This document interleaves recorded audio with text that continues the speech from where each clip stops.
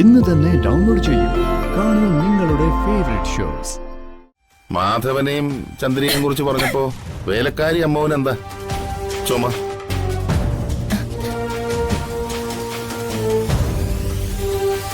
പെട്ടെന്ന് എന്തോ ഒരു ഫീലിംഗ് ഉണ്ടായതുപോലെ.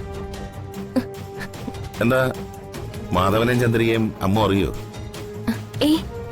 ഞാനെങ്ങനെ അറിയാനാ?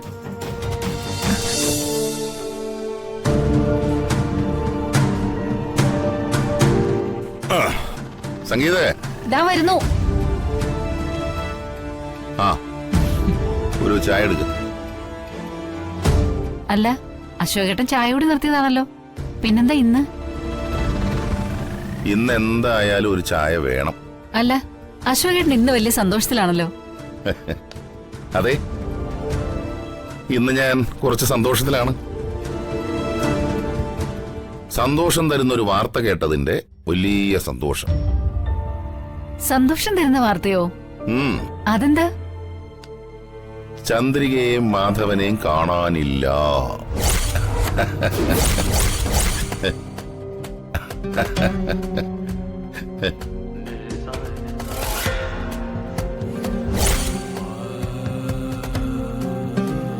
കാണാനില്ലെന്നോ?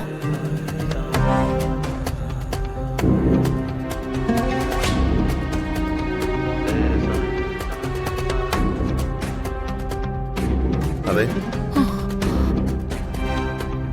വീട് വിട്ട് ഇറങ്ങി എങ്ങോ പുറപ്പെട്ടു പോയെന്നാ കേട്ടത്. ആ, രണ്ടുപേർക്കും പ്രായമായില്ലേ, വേലയും കൂലിയും ഒന്നുമില്ല. അഥവാ ഉണ്ടായാലും പണിയെടുക്കാനുള്ള പ്രാപ്തിയില്ല. 10 പൈസയ്ക്ക് ആദായവും ഇല്ല. 3 നേരം ഭക്ഷണവും കൊടുക്കണം. അങ്ങനെ നല്ല ഒന്നാം തരം ബാധ്യതയായി വന്നപ്പോ ഈ മക്കൾക്കൊക്കെ നന്നേ മടുത്തിട്ടുണ്ടാവും. ഒന്നുമില്ലെങ്കിലേ ഈ മക്കള് സൽപുത്രനെ അടിച്ചിറക്കിയതാവാം. അല്ലെങ്കിൽ ഈ മക്കളുടെ ആട്ടും തുപ്പും ശാപവാക്കുകളൊക്കെ കേട്ട് രായ്ക്ക് രാമാനം ആരും അറിയാതെ നാട് വിട്ടതുമാവാം. അങ്ങനെ ദൈവത്തിന് നിരക്കാത്തതൊന്നും പറയാതെ. അങ്ങനെയൊന്നും ആയിരിക്കില്ല. അവരെ പൊന്നുപോലെ നോക്കാൻ വന്ദനയും വസന്തയും പ്രകാശും മനോജും ഒക്കെ ഉണ്ട്. അവരാരും വയസ്സായ അച്ഛനമ്മമാരെ തള്ളി പറയുന്നവരുമല്ല.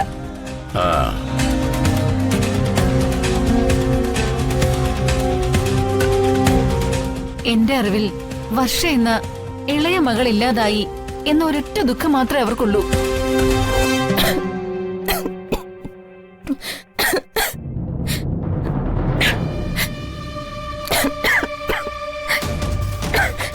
നിക്ക്. എന്താ എന്താ അമ്മു പെട്ടെന്ന് ഒരു ചുമ? ഒരു ചുമ? അതെന്താന്നാ ചോദിച്ചത്. മാധവനെയും ചന്ദ്രികയെയും കുറിച്ച് പറഞ്ഞപ്പോ വേലക്കാരി അമ്മവൻ എന്താ ചുമ?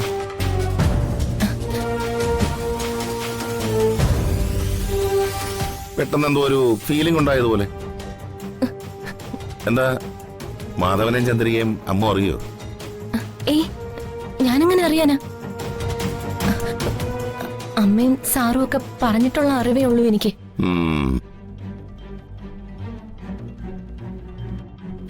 അങ്ങനെ എനിക്കറിയാം.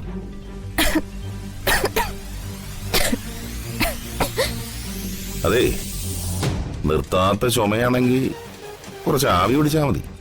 ശരി സാർ. ആ ചെല്ല്.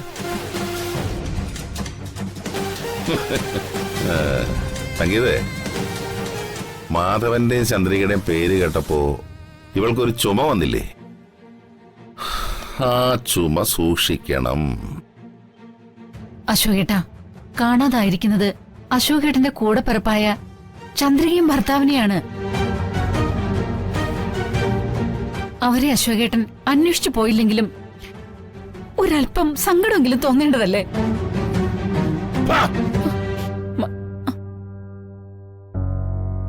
അല്പമെങ്കിലും അലിവോ സഹാനുഭൂതിയോ എന്നിൽ നിന്ന് ആരും പ്രതീക്ഷിക്കണ്ട.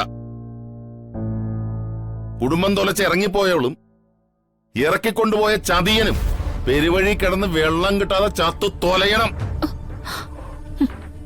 അങ്ങനെ ഒരു പ്രാർത്ഥനയോടി ഈ അശോകവർമ്മയ്ക്ക്. അശോകേട്ടാ, എന്താ എന്താ നിനക്ക് പറയാനുള്ളത്? ഒന്നുമില്ല.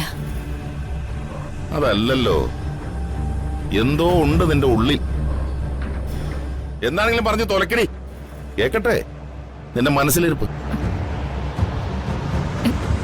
എന്റെ ഒരാഗ്രഹമാ, ഉം. ചന്ദ്രികയുടെ കുടുംബത്ത് പോയി എന്താ സംഭവിച്ചെന്ന് അറിയണമെന്ന്. വന്ദനെ ഒന്ന് ആശ്വസിപ്പിക്കണമെന്നുണ്ട്. സംഗീതേ, ഒരു നാത്തൂന്റെ തികച്ചും ന്യായമായ ആഗ്രഹം,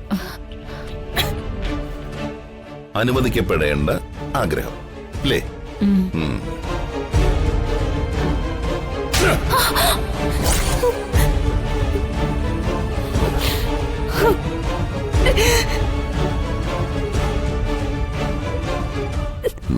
പോകരുത്.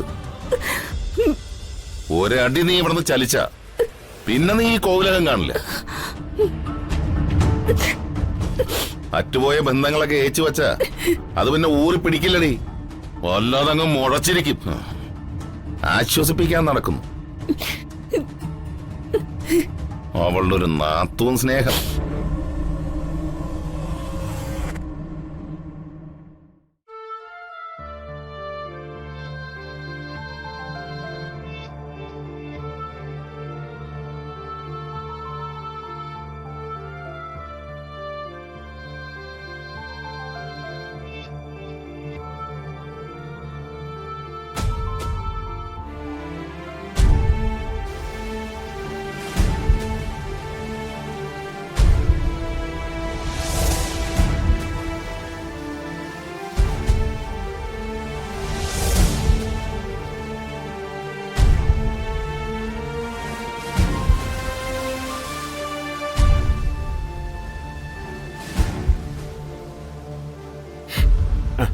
നടക്ക് ചന്ദ്രിയെ. എനിക്ക് നടക്കാൻ പറ്റുന്നില്ല മാധവേട്ട. എന്നെ ആരോ പുറകിൽ നിന്ന് വലിക്കുന്നത് പോലെ. അതാരാ? നിന്നെ ആരാ പുറകിൽ വലിക്കാൻ? വാ വാ ചന്ദ്രു.